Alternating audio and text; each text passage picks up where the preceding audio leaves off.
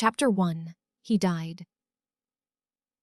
But I was pregnant with his best friend's baby. The rain started the morning of his funeral. It wasn't a violent storm. No thunder. No lightning splitting the sky open. Just a steady, gray drizzle that soaked into everything. Into the grass. Into the black fabric of my dress. Into the hollow space inside my chest that used to hold his laughter. I stood beneath the awning of the small church in Cedar Hollow, watching strangers wipe their eyes and murmur condolences to his parents. The air smelled like wet soil and lilies. Too many lilies. He hated lilies. "You okay?" Someone whispered beside me. I didn't have to look to know who it was. Ethan. His voice carried the same gentle steadiness it always had. The same steadiness that had undone me 3 months ago in a moment. I replayed every night like a crime scene I couldn't escape. I nodded because my voice no longer belonged to me. The casket sat open at the front of the sanctuary. Polished wood. Satin lining. Caleb looked like he was sleeping. If sleep meant never turning over again, never mumbling half-dreamed words, never reaching for me in the dark. I couldn't look at him. I couldn't look at Ethan either. The baby inside me shifted. It was too small to kick, too small to be real to anyone but me. A secret the size of a plum, tucked beneath the black fabric of my dress and the weight of my guilt. Caleb's best friend, my mistake. My undoing? The organ music filled the church, low and trembling. I sat in the second pew, alone. Ethan took a seat 3 rows behind me. Not beside me. Never beside me anymore. Not since the night we crossed a line that couldn't be erased. Caleb's mother leaned over the casket, her shoulders shaking. "My baby," she whispered, her voice breaking into something animal. "My sweet boy." I pressed my palm to my stomach. "I'm sorry, I thought." "I'm so sorry." Caleb had been the kind of man who laughed with his whole body. He laughed loud. He loved loud. He lived loud. The night of the accident, he'd been driving back from the lake, humming some off-key country song. The rain had come suddenly then, too. Hydroplaning, they said. Instant, they said. He didn't suffer. But he left behind a world that did. The pastor began to speak about heaven and peace and God's mysterious timing. I stared at the floorboards, tracing the knots in the wood with my eyes. And all I could think about was the way Caleb had once knelt in this same church to propose to me. "Marry me, Leela," he'd whispered, his eyes shining. "Let's build something beautiful." I said yes. I meant it. I still meant it. And yet, my throat tightened as the memory of that other night rose up uninvited, 3 months ago. Late, quiet, the house too empty after Caleb had left for a week, long construction job out of town. I'd been restless. Lonely in a way that made the walls feel like they were closing in. Ethan had stopped by to fix the kitchen sink. "Caleb asked me to check on you," he'd said, offering that familiar half-smile. "Said you forget to eat when he's gone." We'd sat at the kitchen table afterward, talking. About nothing. About everything. about how strange it was that we'd all grown up together, about how adulthood felt like wearing someone else's clothes. I'd cried. I don't even remember why I started. Maybe because I was tired of pretending. I wasn't scared of losing him someday. Maybe because I already felt the distance creeping into our relationship. Maybe because Ethan listened in a way Caleb never had the patience for. He'd reached across the table and taken my hand, just to comfort me. That's how it began. It was never supposed to be more than that. But grief doesn't always wait for death. Loneliness doesn't ask permission. When he kissed me, it felt like falling off a cliff and wanting to hit the ground. I'd whispered, "This is wrong." He'd whispered back, "I know." And still, we didn't stop. It happened once. Only once. We never spoke of it again. Until 2 weeks after Caleb died, when the nausea began. I thought it was grief at first, or stress, or punishment. But the test turned positive almost instantly, the 2 lines burning into my vision. I'd sat on the bathroom floor for hours, shaking. Caleb had been gone for a month by then. Gone long enough that the math didn't lie. The pastor's voice rose in prayer. "Lord, receive your son into your eternal arms." Ethan shifted behind me. I could feel his gaze like heat against my back. Did he know? Did he suspect? I hadn't told him. I hadn't told anyone. Not even Caleb, when he was alive. Not about the doubt that sometimes crept in. Not about how his temper scared me when he drank too much. Not about the way Ethan's quiet steadiness sometimes felt safer. I was a coward in every timeline. The service ended in a blur of hymns and hollow condolences. "I'm so sorry for your loss," a woman with tight curls said, squeezing my hand. "Your loss." As if I hadn't also been the cause of another kind of loss. At the graveside, the rain soaked through my shoes. Mud clung to the hem of my dress. The casket descended slowly into the ground, the ropes creaking. I felt something inside me fracture completely. Caleb was really gone. There would be no confession, no forgiveness, no chance to rewind and choose differently. Ethan stepped closer as people began to disperse. "Leela," he said quietly. I turned to him for the first time that day. His eyes were red-rimmed. His jaw tight. He looked like he hadn't slept in weeks. "He shouldn't be down there," he whispered, staring at the grave. "It should have been me in that truck." I told him I'd drive. The baby inside me fluttered again, a tiny tremor. I swallowed. "It wasn't your fault." He let out a hollow laugh. "You don't know that." But I did. I knew something else instead. Something worse. "Ethan," I began, the word trembling. He looked at me then, really looked at me, and something in his expression shifted.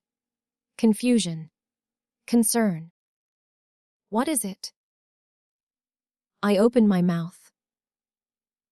The rain grew heavier, drumming against the umbrellas around us. The last of the mourners walked away, leaving only us and the fresh mound of earth. I could tell him now. I could end this silence before it grew teeth. But fear wrapped around my throat. If I told him, everything would change. If I didn't tell him, everything would rot. My hand drifted to my stomach without thinking. His eyes followed the movement. And in that suspended, rain-soaked moment, I saw the realization begin to dawn across his face. His gaze didn't leave my hand. At first, there was only confusion. Then calculation. Then something like horror blooming slowly behind his eyes. Lila, he breathed. I wanted to lie. God. I wanted to laugh and say, I'd just been feeling sick. That grief was playing tricks on both of us. I wanted to fold the moment back into something harmless. But the rain pressed down on us, heavy and unrelenting. And there was nowhere left to hide. I'm pregnant, I said. The words felt like stepping off another cliff. The world didn't explode. No thunder cracked. The cemetery remained quiet except for the rain and the distant rumble of cars leaving the church. Ethan didn't move. How far? He asked finally, his voice low and strained. Almost 12 weeks. His jaw tightened. He did the math. I watched him do it. Watched the exact second the numbers rearranged his reality. Caleb's been gone for 8, he said, not accusing. Just stating it. I nodded. The silence between us thickened until it felt hard to breathe. He dragged a hand through his wet hair. Are you sure? Wes. The word came out sharper than I meant it to. I softened. I took 3 tests. And the doctor confirmed. He looked at the grave again. At the mound of fresh earth that still hadn't settled. Does anyone else know? No. Not his parents. No. Not yours. I shook my head. His shoulders sagged, as if I'd placed a physical weight on them. Maybe I had. And you're certain it's... He couldn't finish. I forced myself to. Yours. The rain slid down his face, mingling with something that might have been tears. We stood there in the open, exposed, 2 people bound together by something neither of us had intended to create. I never meant. He began, then stopped. That night, I never meant for it to become this. I know. I would never have, if I'd thought. I know, I repeated, though I wasn't sure what I knew anymore. He let out a shaky breath. What are you going to do?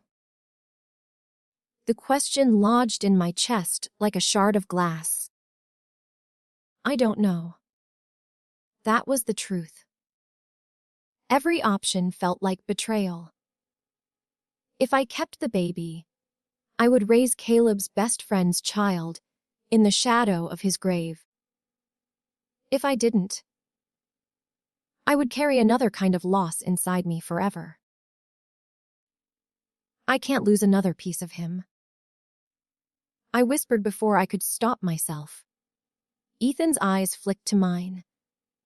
It's not a piece of him. I know. My voice broke.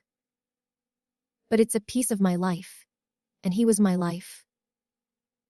The wind picked up, rattling the bare branches above us. Ethan stepped closer, lowering his voice. If you keep it, I won't disappear. The promise startled me. I won't pretend it isn't mine. He continued. I won't let you face this alone. A bitter laugh rose in my throat. How would that even work? You'd what? Come to birthday parties? Stand in the back while everyone pretends. He flinched. You think Cedar Hollow won't do the math? I asked. You think his mother won't count the months? His silence answered for him. The town had always been small, intimate in ways that suffocated. Secrets didn't survive long here. They festered. They spread. You could leave, he said suddenly. The word hit me like cold water. Leave? Start somewhere else. Somewhere people don't know us. I could come with you. I stared at him. You'd leave your job, your family, everything? For this? He swallowed. Yes. My heart twisted. 3 months ago, I might have read something romantic into that offer. Some hidden confession of feelings he'd buried for years. But now it felt less like love and more like penance. You don't owe me that, I said. I owe Caleb. The name hung between us like smoke. He trusted me. Ethan continued, voice breaking. He trusted me with you. The words sliced clean through me. I wrapped my arms around myself, shivering despite the mild air. We didn't plan this. That doesn't change what it is. A long pause stretched out, filled with rain and regret. Do you hate me?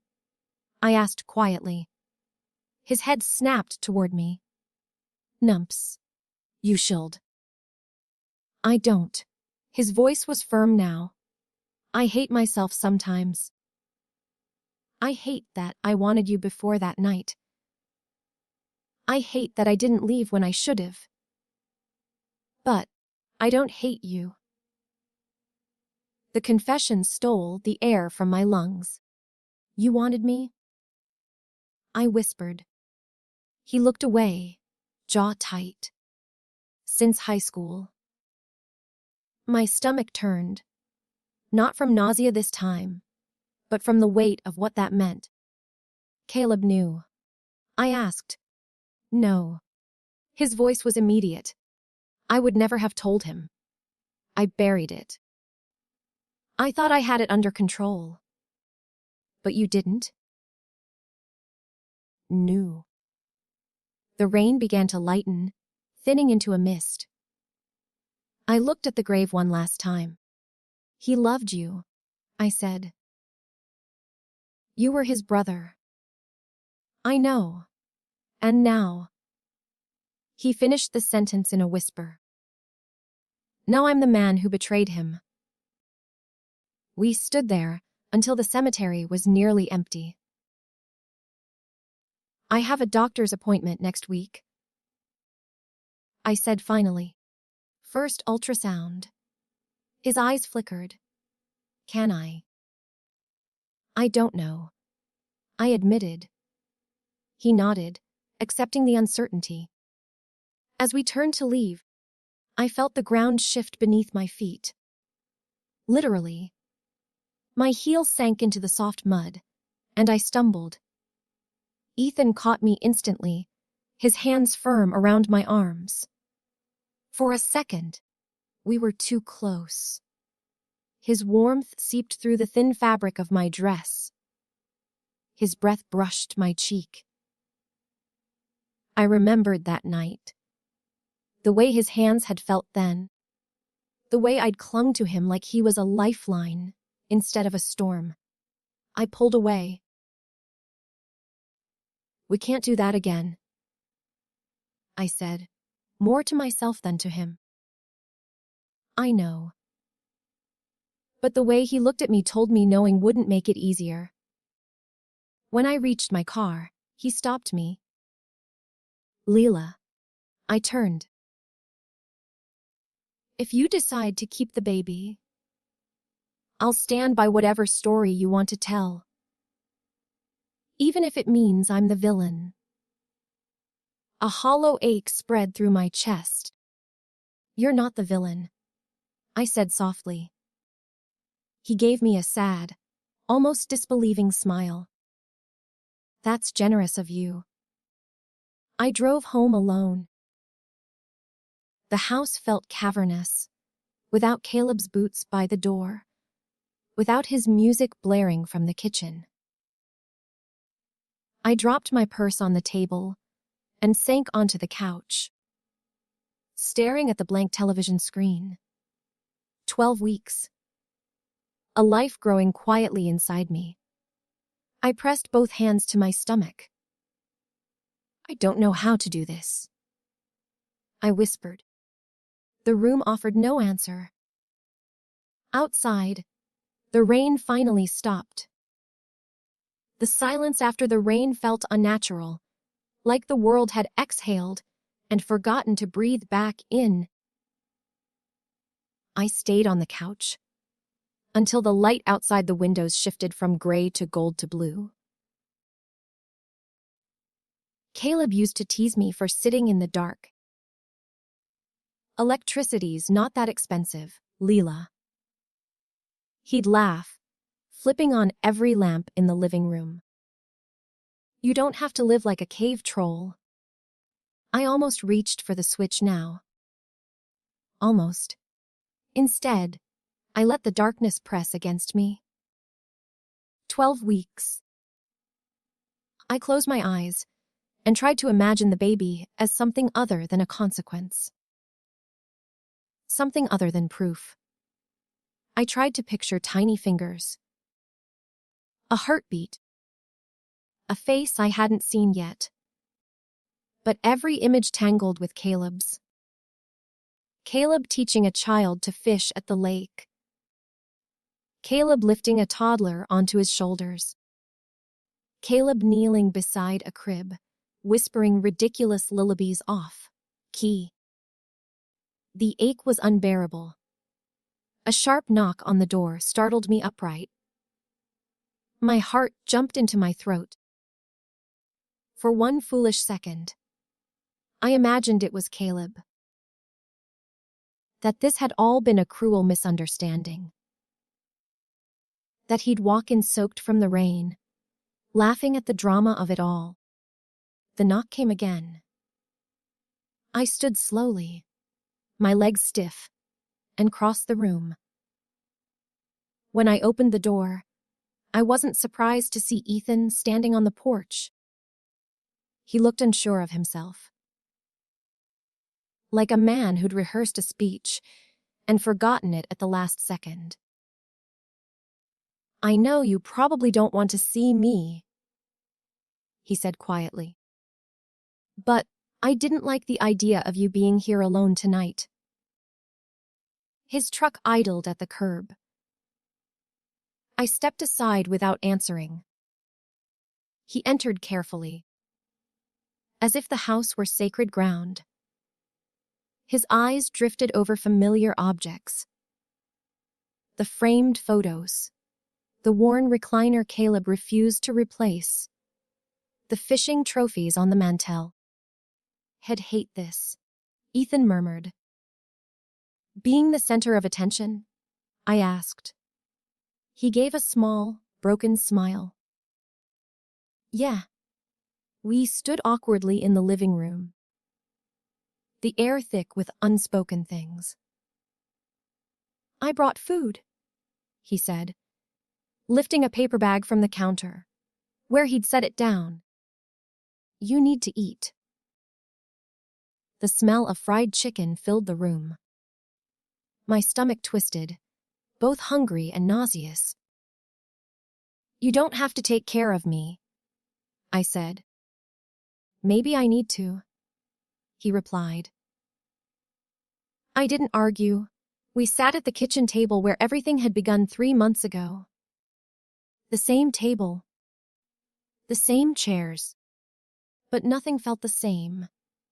He slid a plate toward me. Have you been sick? He asked gently, Some mornings. Is it bad? It's manageable. The conversation felt surreal, like we were discussing someone else's life. Lila, he began, his fingers tracing the rim of his glass. I've been thinking. That's dangerous. He huffed softly. Yeah, well, too late. I waited. If you decide to keep the baby, I want to do this right. What does right look like? I asked. I don't know yet. But I know hiding forever isn't it. A chill ran through me. You think we should tell people? Eventually? I shook my head. You don't know this town like I do. I grew up here too. Not as the woman who buried her fiancé and showed up pregnant by his best friend. The words landed heavy between us. He didn't flinch this time. They'll talk. He admitted. They'll do more than talk. My mind flashed to Caleb's mother at the graveside, her hands clawing at the air as the casket descended. She'll hate me, I whispered. Ethan's voice softened. She might. Might. The honesty hurt more than a lie would have. And what about you? I asked suddenly. You think she'll forgive you? He stared down at the table. No. Silence stretched again.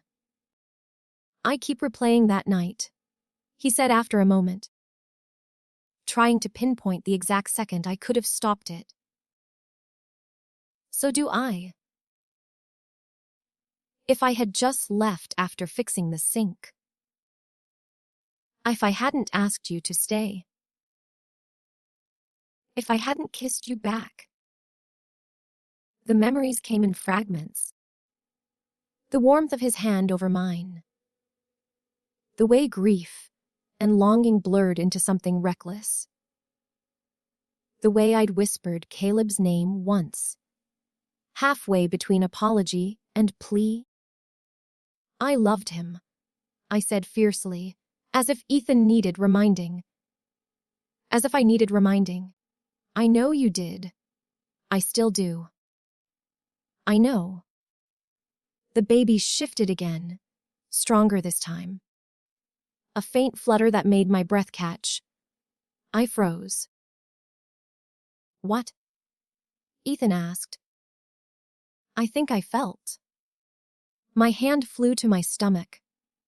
He went still, watching me like I was holding something fragile and sacred. Already? He asked. It might just be gas, I said, embarrassed. He almost smiled. Can I? He asked quietly, gesturing toward me. I hesitated. Then, slowly. I nodded. He stood and moved beside me. His hand hovered uncertainly before resting lightly against my lower abdomen. The contact was innocent. Careful. We waited. Nothing happened. But the warmth of his palm sent a different kind of tremor through me. This is wrong, a voice inside me whispered. But another voice, softer and more desperate, whispered, You're not alone. He pulled his hand away first. I don't want to replace him, he said suddenly. You can't, I replied. I don't want to try. Good. His eyes met mine. But I won't pretend this isn't my child. The certainty in his voice frightened me. Ethan, what if I can't love it? The question slipped out before I could stop it. His expression softened. You will. You don't know that. I've seen the way you look at stray dogs on the side of the road.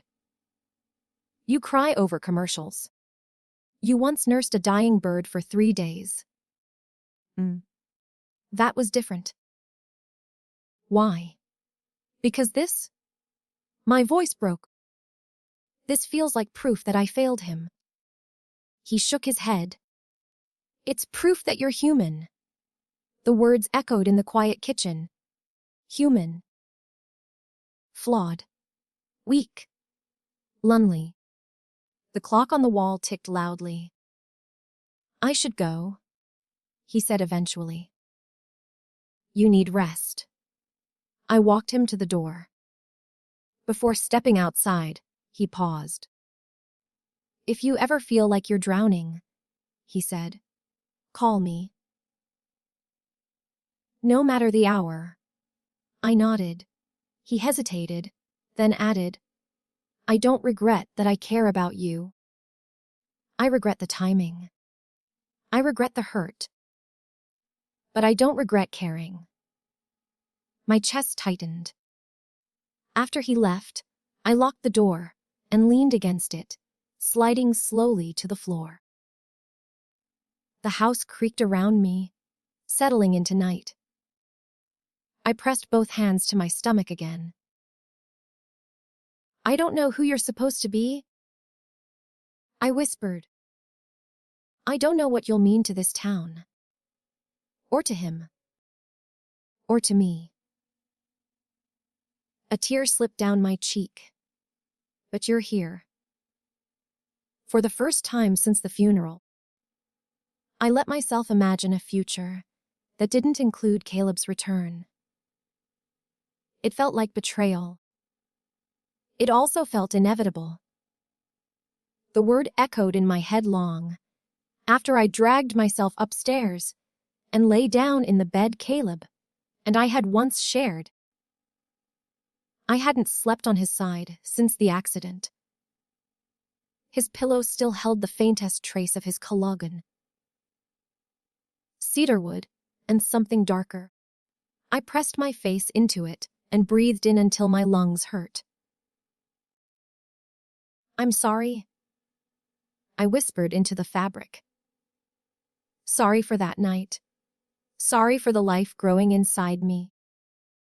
Sorry for surviving him. The house felt too big now. Every sound was amplified. The hum of the refrigerator downstairs, the tick of cooling pipes, the distant bark of a neighbor's dog. I used to fall asleep to Caleb's uneven breathing, the weight of his arm thrown carelessly over my waist. Now there was only space, and the quiet rhythm of something forming beneath my heart. The next morning, sunlight streamed through the curtains with a cruelty that felt almost intentional. The world had the audacity to be bright. My phone buzzed on the nightstand. I stared at it for a long time before picking it up. It was a message from Caleb's mother. Can you come by today? I don't want to be alone. My stomach dropped. I typed back, of course. Her house had always smelled like cinnamon and furniture polish. She kept everything immaculate, as if dust itself were a personal insult. When I stepped inside that afternoon, the scent wrapped around me like a memory. She looked smaller than I remembered. Grief had carved shadows beneath her eyes. Her hair, once meticulously styled, hung loose around her shoulders. Oh, Leela, she breathed, pulling me into a tight embrace. I stiffened before forcing myself to relax.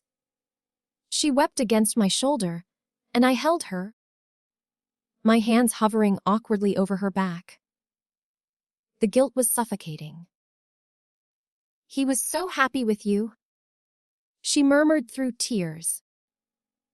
He couldn't stop talking about the wedding. My throat closed.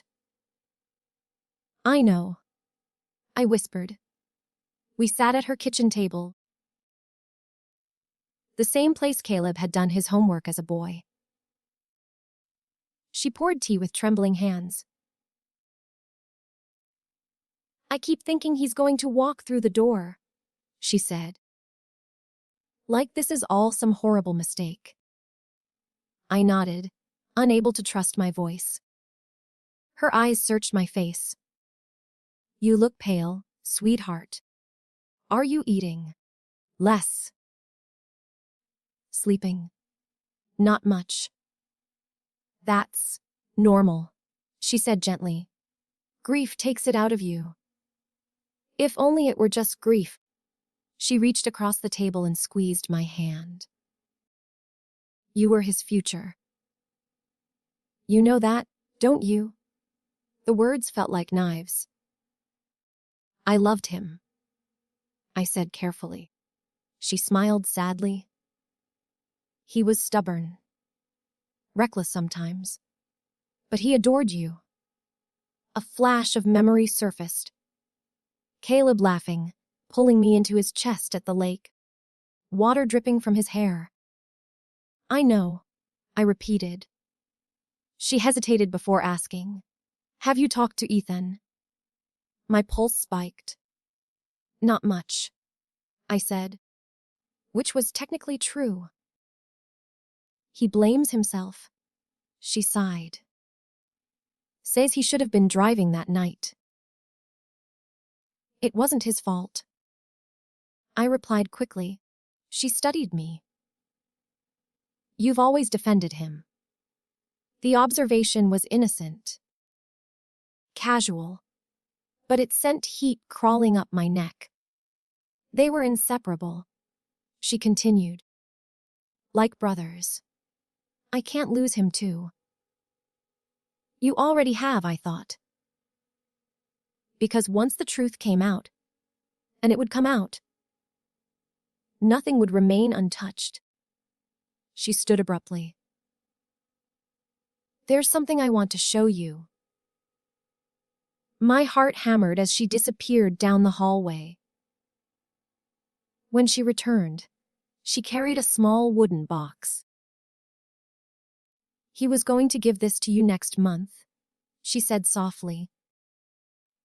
My breath caught. She placed the box on the table and opened it.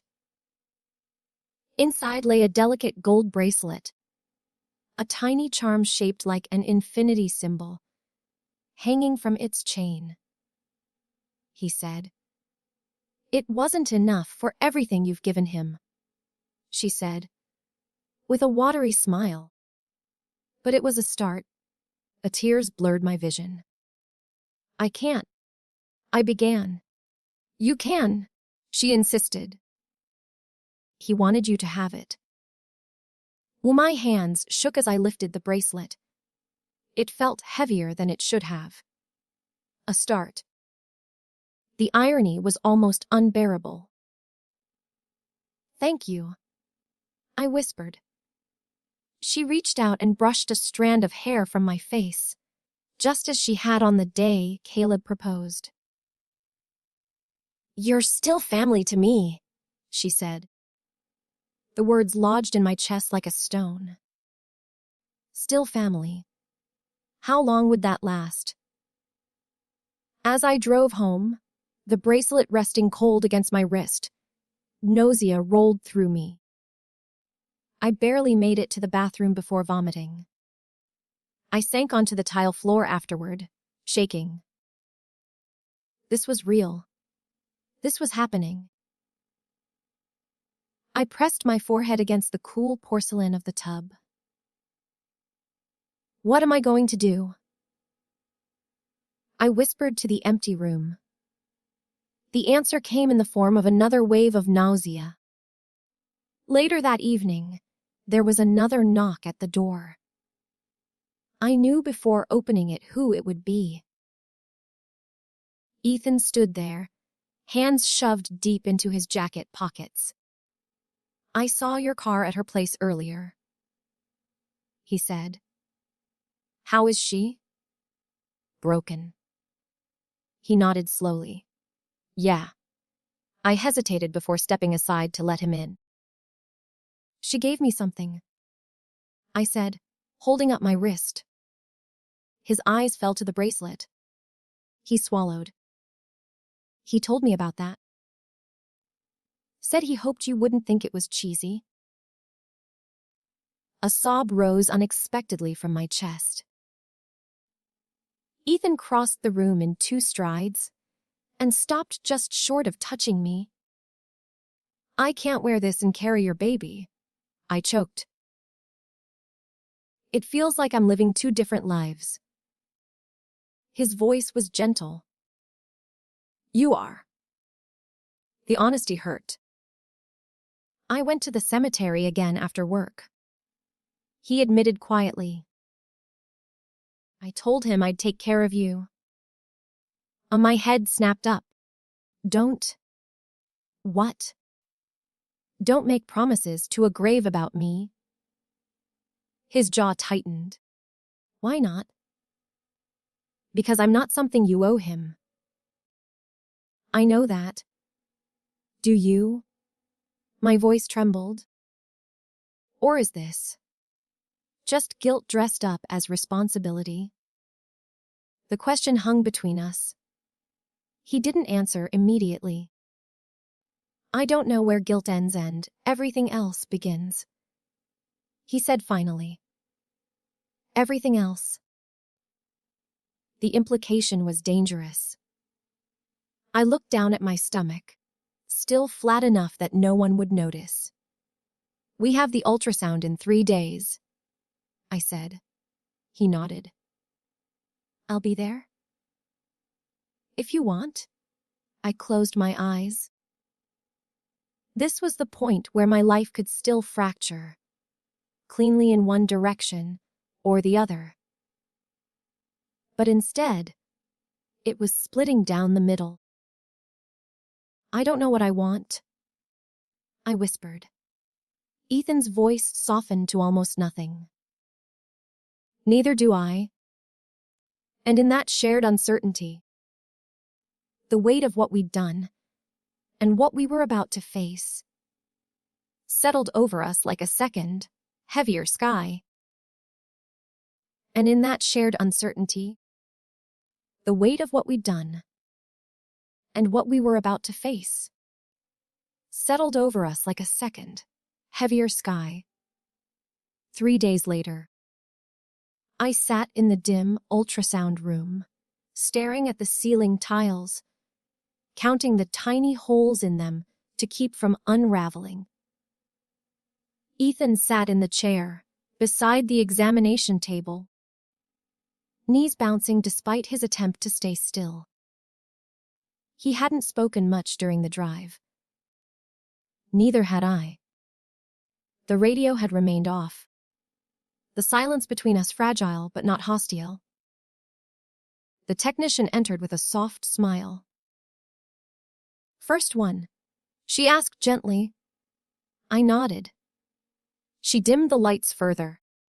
The room fell into a quiet blue glow. Just relax, she said. Relax. As if that were still something I knew how to do. Cold gel spread across my abdomen, and I flinched. Ethan's hand hovered near mine before retreating again, unsure of its place. The technician moved the wand slowly. Static filled the screen. Then, a flicker. A tiny, rapid pulse. There, she said softly. That's the heartbeat. The sound filled the room. Fast. Urgent. Alive. I stopped breathing. Ethan's hand found mine this time, not hesitating. His fingers tightened as the rhythm echoed through the speakers. It didn't sound like guilt. It didn't sound like betrayal. It sounded like insistence. Tears slid silently into my hair. It's strong. The technician continued. Everything looks right on track. Right on track. As if this life had a schedule it meant to keep. Regardless of the wreckage, it had been conceived in. I turned my head slightly. Ethan was crying. Not dramatically. Not loudly. Just quiet tears tracking down a face that had carried too much restraint for too long. That's my... He began, then stopped himself. He didn't finish the sentence. But he didn't need to. When the appointment ended, they handed me a small strip of black and white images. I stared at the blur that was somehow already someone. In the parking lot, sunlight caught the edges of the photo. I heard it. I said, my voice distant. Yeah, Ethan replied hoarsely. Me too. It's real. Yeah. He looked at me carefully. What are you thinking? I swallowed. That I can't erase that sound. The wind moved gently through the trees around the lot. I'm keeping it, I said. The words felt terrifying. They also felt steady. Ethan nodded once, like he'd been bracing for it. Okay. I added quickly. We don't run. I'm not leaving town in shame. I'm not hiding. His jaw tightened slightly. People will talk. They already do, I said. Let them. And his mother? The question pierced straight through me. I'll tell her, I whispered. She deserves the truth. He studied me for a long moment. You're stronger than you think. I almost laughed. No. I was just out of ways to pretend. That evening, I drove to Caleb's mother's house alone. The porch light was already on. She opened the door before I could knock, as if she'd been waiting. Lila, she said warmly. Come in. My legs felt unsteady as I stepped inside. We sat at the kitchen table again. The same table where she'd given me the bracelet. The same table where Caleb had grown up. I went to the doctor today. I began, staring at my hands. Oh, she asked gently. I'm pregnant. Her face lit up instantly. Oh, sweetheart, she gasped, tears springing to her eyes. You and Caleb. It's not his. The words fell between us like a glass shattering. The silence that followed was absolute. Her expression shifted slowly, confusion giving way to understanding. The math rearranged her reality, just as it had Ethan's. I see, she said quietly. Her hands folded neatly in front of her. Too neatly. It's Ethan's. She closed her eyes. For a long time, she said nothing. When she opened them again, they were older. I wondered. She admitted softly. The way he looks at you. A shame burned my throat. I never meant for this. I whispered. I loved your son. I know you did. But I failed him. Her gaze sharpened slightly. Yes, she said. The honesty struck like a slap. But he wasn't perfect either. She continued after a moment. He had his flaws. His tempers. His blind spots. Tears blurred my vision. I don't know how to forgive this, she said. Not yet. I'm not asking you to. She looked at me for a long time, and the baby. I'm keeping it. Her lips trembled. That child, she said slowly, is innocent. Less. She nodded once. Then I won't punish it for the sins of its parents. A sob tore from my chest. But it will take time, she added. For all of us. I understand. She stood and walked to the window, staring out into the dark yard. I lost my son, she whispered. I won't lose my humanity too. I covered my mouth with my hand. When she turned back to me, her eyes were wet but steady. You are still family, she said quietly. But things will be different. They already were. When I left her house, the night air felt sharp and cold. Ethan was waiting outside my place when I pulled into the driveway. He stepped forward as I got out of the car. Well, he asked. I looked up at the sky. Clear. No rain. She knows, I said. And she didn't slam the door in my face. Relief flickered across his features. She said the baby is innocent. I added. And she's right. He nodded slowly. We stood there beneath the quiet stretch of stars. I don't know what we are, I said honestly. Me neither. I don't know if we're love, or guilt, or just two broken people trying to build something out of the wreckage. He met my eyes. Maybe we don't define it yet, he said softly. Maybe we just show up. 'Cause show up. It sounded simple. It wasn't. I placed his hand gently against my stomach again. This, I whispered, isn't a replacement. It isn't a punishment. It isn't a second chance for anyone but itself. His thumb brushed lightly against the fabric of my shirt. I know, he said. In the distance, a dog barked. A porch light flicked off across the street. Life, indifferent and ongoing. I'll always love him, I admitted quietly. I know, Ethan replied. And this baby will grow up knowing who he was. Not as a ghost, but as someone who mattered. His eyes softened. That's all anyone can ask for. I leaned into him then.